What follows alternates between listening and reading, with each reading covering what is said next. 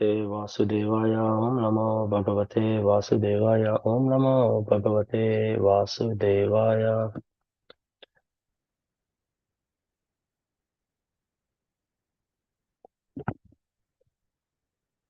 Good morning, everyone. Thanks for joining this morning. So we'll be continuing summarizing the Nectarean ocean of the holy name. If you remember yesterday, we talked about the holy name, Srila Prabhupada on the holy name, and 3 ways of the chanting, Krishna's nature and his energies. And there are 3 stages of chanting. What are the 3 stages? Anybody remember?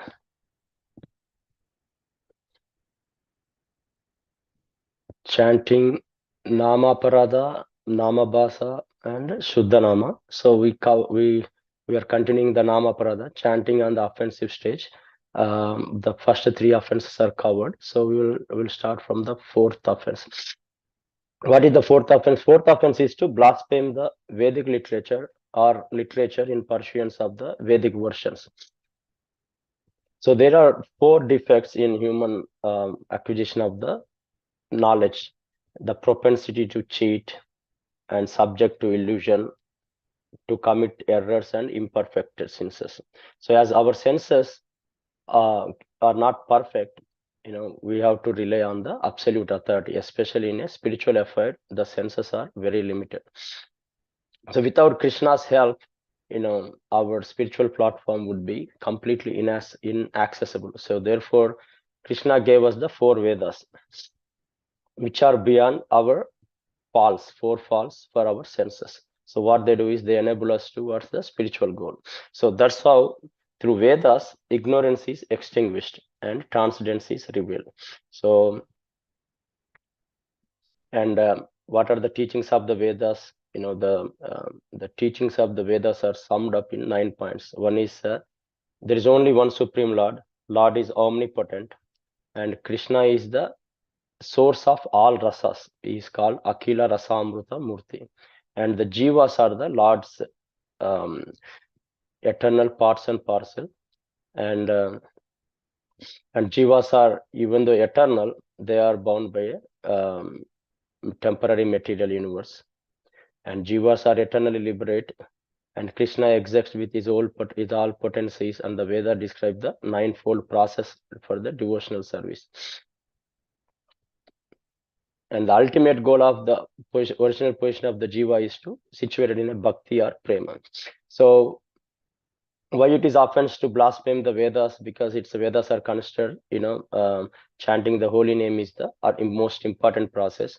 So it's great offense if we don't respect or if we criticize the Vedas, because indirectly we are criticizing the holy name itself. So how can this offense can be rectified? So 4th offense can be rectified if one does blaspheme the Vedic scripture by mistake. One should only repent and offer the obeisances to the scriptures. With great respect, one should offer the tulsi leaves or flowers to Srimad Bhagavatam or Vedic literature, which contains the essence of the Vedas. So this is how we can beg for the mercy, and obviously Krishna will bestow mercy upon the sincere repentant offender. Then going to the next offense is the 5th offense. Fifth offense is to consider the chanting of the Hare Krishna to be imagination.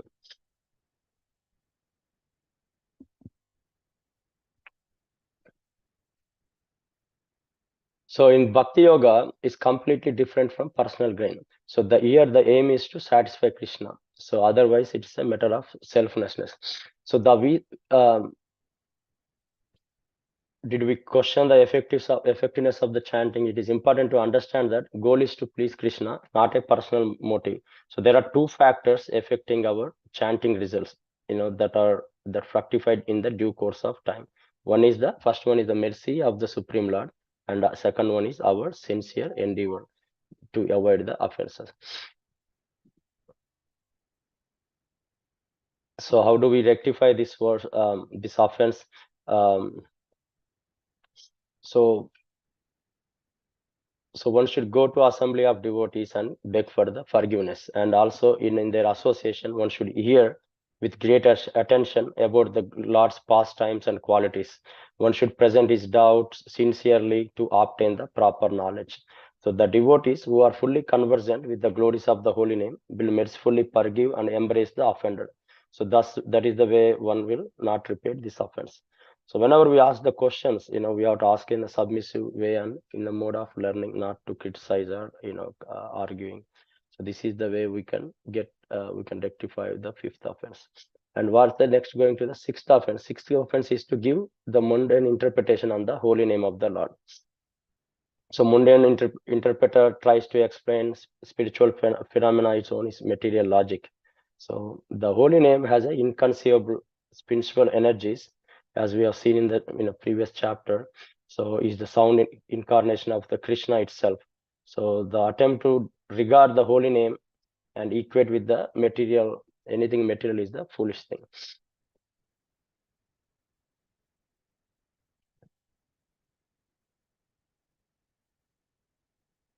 So how can this sixth offense can be rectified? It's similar to the fifth offense. One should admit in the assembly of the devotees, beg their forgiveness, and also ask them to enlighten one about the true nature of the holy name. With a repentant heart, one should beg and forgiveness for offending the holy name. Then the seventh offense is to commit sinful activities on the strength of the chanting of holy names. There are three stages of sins, according to the Vedas. One is ignorance, then the second one is desire to commit sin, then third is the sinful act itself. So the most important thing is to remove the cause of the sin. So that way, we don't commit any sins, and that will be making us progress in the spiritual path. So how do we do that? To do that, it is important to obtain the spiritual knowledge.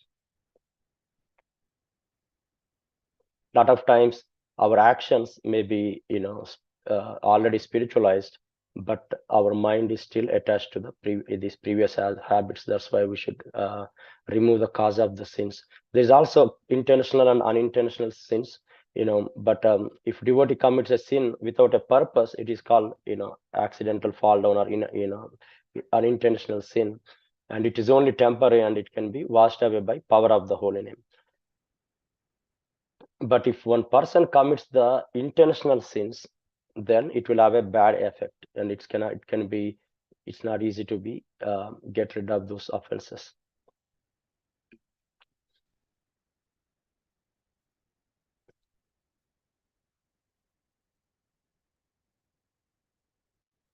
And then,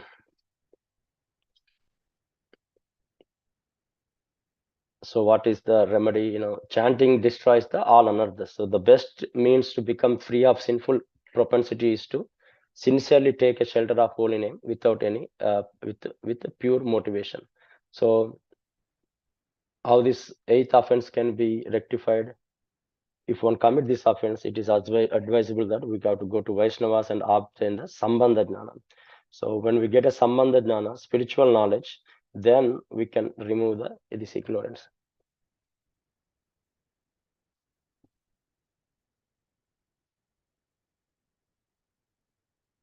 Then the eighth offense is considered the chanting of Hare Krishna to one of the auspicious ritualistic activities offered in the Vedas as a fruitive activities, karma kanda.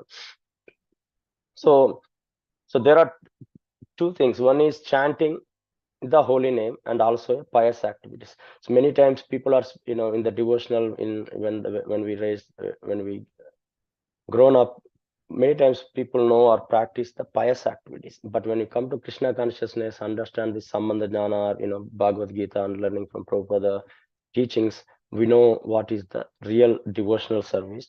And with the pious activities, one can get a like pious activities like doing a fire sacrifice, or purifying baths at holy places, and doing a varnashrama duties, demigod worship. All these are pious activities, but what does it bring? It brings some material goal, it gives you some material benefit, but it's not gives a ultimate attain the spiritual goal. But whereas when we do the holy name is the process, it is a process as well as a simultaneous a goal.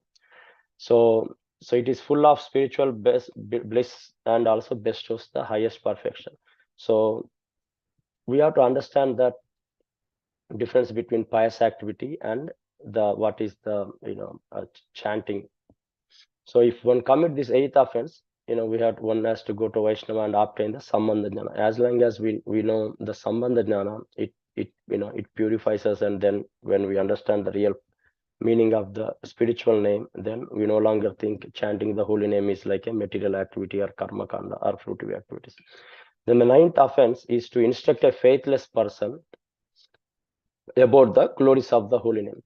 The term faith is to be understood properly. It means firmly believing in the glories and potency of the holy name.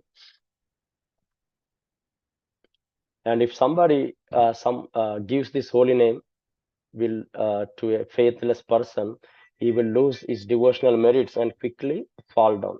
So this is mainly refers to a especially giving the holy name or diksha um, to a faithless person by a guru.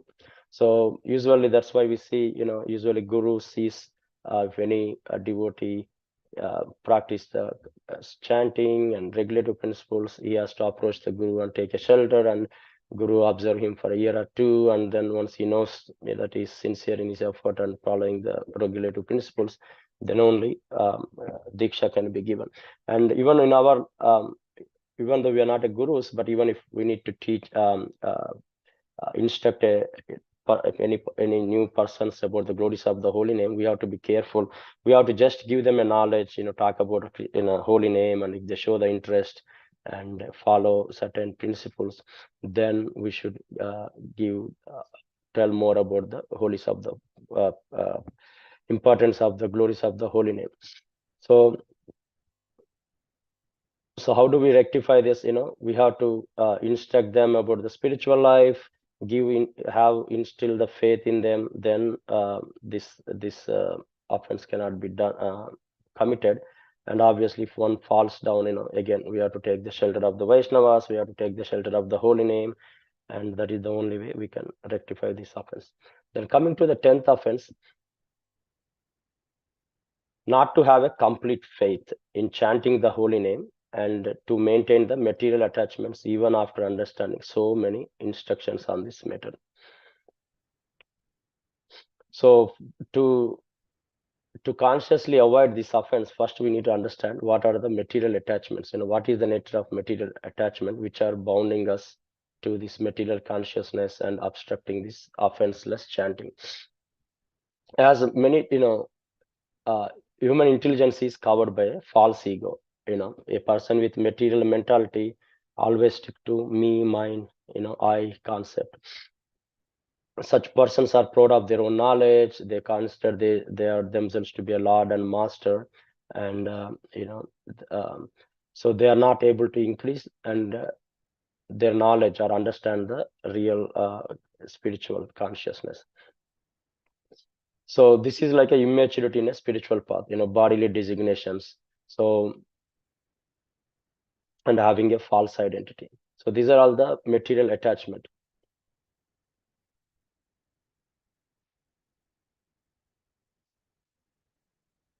So Srila Chakravarti Thakura gives the alternate definition to this 10th offense. So not to feel pleasure in chanting the holy name even after having heard the glories of Harinama. So that is the 10th offense. So what is the remedy in that situation? What one should do is one should associate with the personalities who have accepted the holy name and also have attained the platform of Shuddha Bhakti. And by worshipping Krishna's lotus feet in great devotion, taking shelter of the holy name, he will gradually able to focus on the holy name. So in summary, if there are for these 10 offenses, we talk about what are those and how to rectify them, and also how to give up this offense and how not to commit these offenses. One is committing offense and rectification. Another thing is how not to commit this offense. Suppose for the first offense, right, not to blaspheme with the devotees. How we not to do that is we always have to serve the holy Vaishnavas and not criticize them. As long as we serve the Vaishnavas and not criticize them, we don't commit the first offense. And for the second offense, we always worship Krishna, Lord Krishna, as the absolute supreme personality of Godhead. When we do that, when we believe that we pray Krishna or worship Krishna as the supreme, then we don't have an option. We don't even commit the second offense. And the third offense, not to do that, we always respect the spiritual master. We always respect the sadhus and maharajas, sannyasis, and especially respect our spiritual master who initiates into the holy name. Then there is no chance of committing third offense. And we always need to glorify the scriptures and which reveals the glories of the holy name and even the book we are reading. When we do all these things, then we don't blaspheme those scriptures. So we cannot commit four. We can avoid the fourth offense. And also by being convinced that holy name is eternally established and in pure transcendence, we no longer commit the fifth offense. And accepting the explanation of the holy name, and which is given by Srila Prabhupada and scriptures, we don't give any interpretation on the holy name, so we cannot commit. We don't commit the sixth offense. And root out the desire of all sinful activities. As long as we root out and not do any sin, taking out the desire, then we don't commit sinful activities on the strength of the chanting. And also we need to give up the ritualistic fruitive activities. Whatever we do, we do to serve Krishna, please Krishna, keeping Krishna in the center. And when we do that, we don't commit as in the sinful activities on the strength of the holy name. And then we have to give up the ritualistic fruitive activities. So then we don't commit eighth offense, and we have to reveal the glories of the holy name only to the serious devotees who are interested in it. That way we don't commit ninth offense, and we have to chant very diligently and fully surrender onto the holy name. So that way, we cannot have any material attachment, we cannot commit any 10th offense. So we talked about this, all the 10 offenses. Then the next important is offense, or what is the root cause of all offenses. The root cause of all offenses is inattentive while chanting. So this is called in the Sanskrit as a pramada. So Bhaktivinoda Thakur states that inattention and distraction while chanting is the root of all offenses. So there are three kinds of inattention. What are those? One is a lack of attraction or indifference. And what is the symptoms? Chanting 16 rounds, but our heart is not engaged. There is no taste at all. So this is a lack of attention. So what is the remedy for that? So we should immediately approach Vaishnavas who are free from material influence and chant with them. So this is one type of inattention. Our second kind of inattention is the laziness, jadya. But laziness means chant with a murky mind, stop chanting before finishing a round in order to attend so-called important activity. So this is another symptom, is the strong urge to interrupt chanting for a rest. So how do we get a remedy of this second type of inattention? Laziness is associate of the devotees who don't waste the time and with a useless talk or material activities. So then the third type of inattention is the distraction. So to be absorbed in the items of attachment results the distraction. So how do we rectify this distraction? Is follow the Vaishnava etiquette. So observe Ekadashi, festivals, association of the Vaishnavas, with that in the such Krishna conscious festival offers one devotee the best opportunity to the chanting holy name more than usual and to become fully observed. For one example, it comes to my mind is 64 japa session with Rompa Swami Maharaj and all, or 64 round japa and all. When we go there, that is the first time we chant. We are attentively, less distraction. I think a lot of us chant 64 rounds, first time during that session. So that tells us how to, gives a confidence and also helps us to continue more and more focus with less distraction. So in conclusion, we have to avoid these 10 offenses, instructs us to strive for sublime qualities and realization that protect from committing those offenses. So as we already spoke about how we can easily give up these 10 offenses, by serving Vaishnavas, worshipping Krishna, respecting spiritual master, glorifying scripture, convinced that holy name is the, eternally established, is a pure transcendence, accepting the explanation of the holy name, root out the desires of sinful activities, giving up the ritualistic activities, reveal the glories of the holy names only to a serious devotees, and chant very diligently and fully surrender unto the holy name. So this is how we can uh, uh, chant without any offenses. And what the next stage is, we already covered the first stage, aparadas, chanting in the stage of aparadas. Now the next chapter talks about chanting on the clearing stage, which is namabhasa.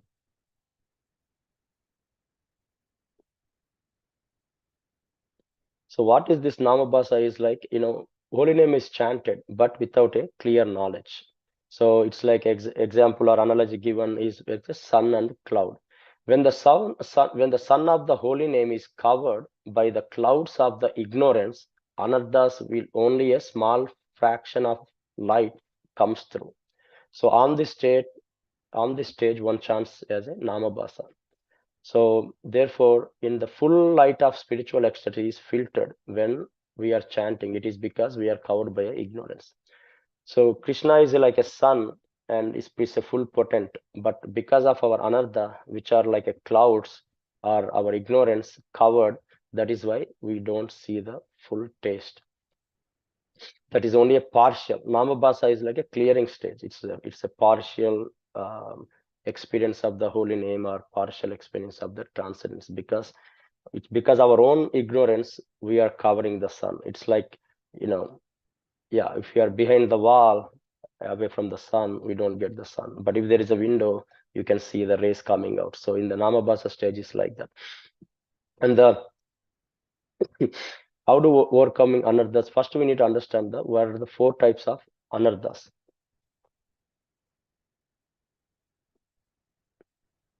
So what are these four kind of anarthas? One is the Hridaya Daurbhalya. Hridaya Daurbhalya is like a defects of the heart, like attachment to the objects, material objects, propensity to cheat, finding faults, envy nature, desire for recognition. These are the first type of anarthas. It comes with a Hridaya Daurbhalya. And second kind of offense is like a aparada. Aparada to what? Aparada to the holy name, aparada to form of the Lord, aparada to the devotees, and offense to a living entities. These are all part of the aparada type of anartha. Third one is like a asatrishna. Asatrishna refers to material desires, desiring for sense objects, sense enjoyment, desiring for the mystic powers, and desiring for liberation, or which is like a attaining unreal and temporary things. And what are the fourth type of anarthas is like a tattva vibhrama, is like a illusion about spiritual knowledge, which is like a again fourfold: illusion, ignorance about the position, ignorance about the process, ignorance about the factors which are unfavorable to a bhakti. These are like a four type of anarthas. So how do we overcome this anarthas? There are three type of transcendental knowledge. Anybody remember the three type of transcendental knowledge? What Bhagavad Gita chapters talk about? Like sambandha jnana, abhideya, and prayojana. Sambandha jnana is like a essential knowledge, understanding spiritual position of a living being, spiritual position of a Krishna, and position of a material world. Krishna is the supreme personality of Godhead. We are the part and parcel of Krishna and material world, Maya. So when we understand this is a sambandha jnana. It's exactly talks about how these three talks are interrelated. So first thing is, we are not this body, and we are a spirit soul, which is part and parcel of Krishna. So Srila Prabhupada continuously, constantly emphasize this point that unless people understand that we are not material body, we are a spiritual body, then everything about spirituality become irrelevant. They cannot understand them. So first of all, we need to have this sambandha jnana, and you know and approach the diksha guru or spiritual master and get this jhana. And then next one is like abhidaya. Once we know the spiritual knowledge, and abhidaya is like a devotional service, the process of a devotional service. How do we perform the devotional service? So sambandha jnana is like a spiritual knowledge. Then we need to put into the good spiritual practice, which is abhidaya.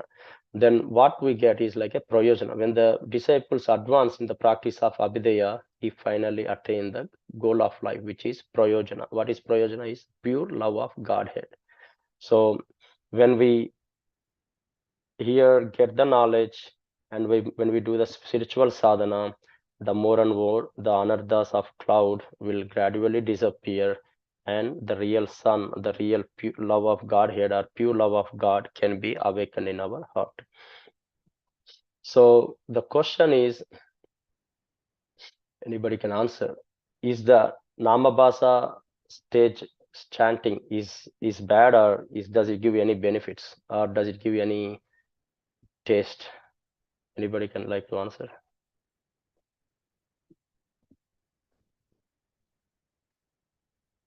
Chanting in namabhasa gives any benefit or not?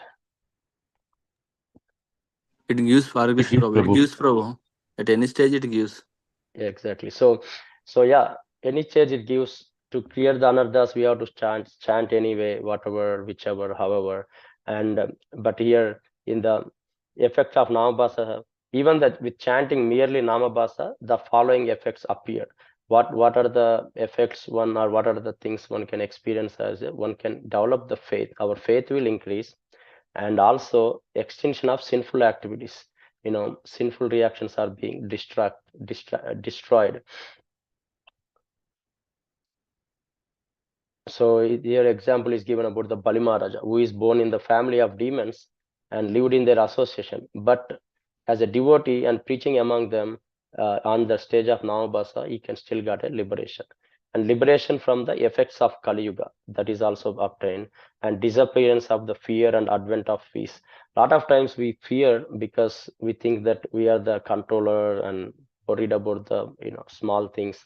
But when we are taking it to the devotional service and chanting, we feel, we put faith in Krishna, then obviously our anxieties and fear will come down.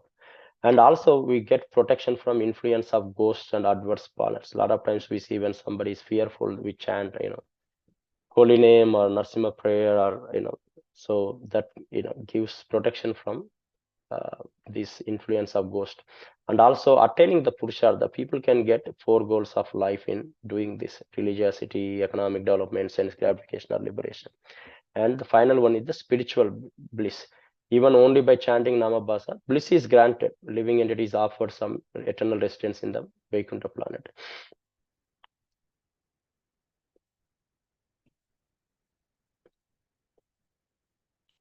But anybody can say the difference between nama bhasa stage to Suddha Nama. What we cannot get in nama bhasa, we can get in Suddha Nama.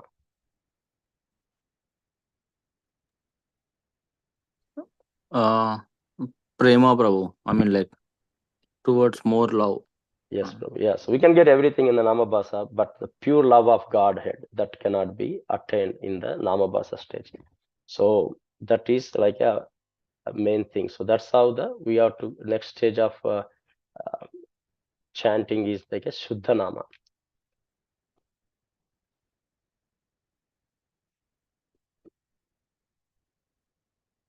So overcoming the stage of namabhasa to a Shuddha Nama. So what is the reason for namabhasa is 2 things. One is the ignorance and anarthas. This is the why we are in the namabhasa stage. So ignorance refers to what? Ignorance refers to transcendental nature of the holy name. Ignorance refers to Krishna's position. Ignorance refers to one's own spiritual nature, and also qualities of the material nature. These are the ignorance. And Sri Chaitanya Mahaprabhu uh, gives the instructions, in the verse 3 of the Sisishtastaka. Humility is the key factor, not being at the center, rather have the Krishna at the center. That is how, humility is very important. And I think this Sishtastaka verses has been referred multiple times, and especially the Sishtastaka verse 3 is very important instruction for reaching the Shuddhanama.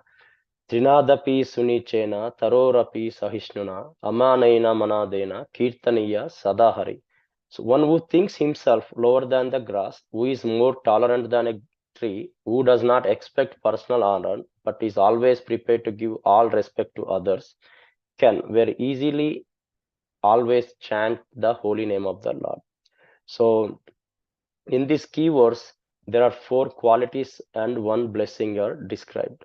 So anybody can say those 4 qualities from this verse? Trinadapi Sunichena. What does it mean? Prabhu, I think the first one says one who thinks himself lower than the grass, right? Right. Another, okay, Sunichena.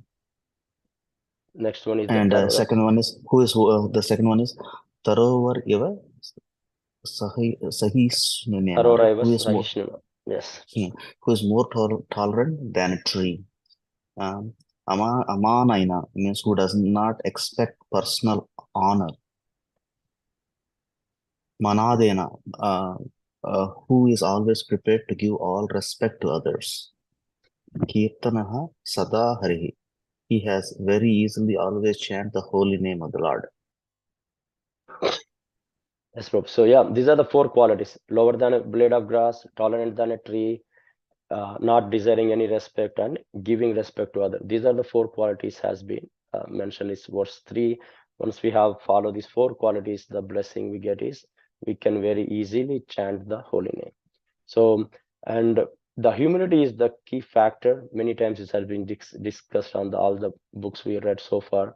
What is the meaning of the humility? Anybody can say, what do you think is the meaning of the humility? How do we practice chant in a humble state. Yes, Mataji. Prabhu, Vamshikawal Prabhu, I have a question. You talk about Sambandha Jana. Is it devotee association? Sambandha Jnana is like a spiritual knowledge, Mataji. But with the devotee association also, you can get a Sambandha Jnana. Sambandha Jnana is like knowing about Krishna, Krishna's position, and material nature. So in the Bhagavad Gita, I think the first few chapters talk about the Sambandha Jnana. So with the devotee association and discussing, you may get a Sambandha Jnana. But Sambandha Jnana is like mostly about scriptures and getting that knowledge of the Supreme Personality of Godhead. Prabhu. And I think association comes part of the devotional service, but you can use the association to get a Sambandha Jnana, but Sambandha Jnana is mostly about knowing about Krishna and his scriptural knowledge and Krishna's position and our position. And any more definitions on the humility, what we heard and read so far?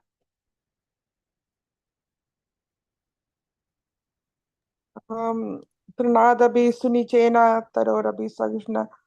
You should be more tolerant than the straw of the street. Yes, Mataji. So Srila Prabhupada provides 2 definitions. Humility means one should not be anxious to have satisfaction of being honored by others. So, and the second definition comes is like when a person, even though possessing all good qualities, consider himself completely unqualified, worthless, and unintelligent. Many times people are puffed up, or people have designations even in the offices and other places, because we always want to identify with something. We always want to have our own identification, relate to others, comparing or something, or thinking that we are better than them or something like that. But when we have whatever we have gotten by Krishna's mercy, if we don't identify with that, we think still that we are unqualified and worthless and unintelligent. That is the stage of humility. So I think this humility is the very important factor, and this is the mature stage of prema. So, and also not having any false ego, so and resulting no body conception. So, and the next topic is about absorption into the Nectarean ocean. So for deeply absorbing the chanting, Srila Bhaktivinoda Thakur advised the following three things. One is the how do we absorb into the deeply absorb into a chanting. One is the association with the saintly person, especially the spiritual master and advanced devotees. Second one is isolation from the disturbances of worldly life. The third one is determination and study enthusiasm. These are the three things: association, isolation from distraction and disturbances, and determination and study enthusiasm.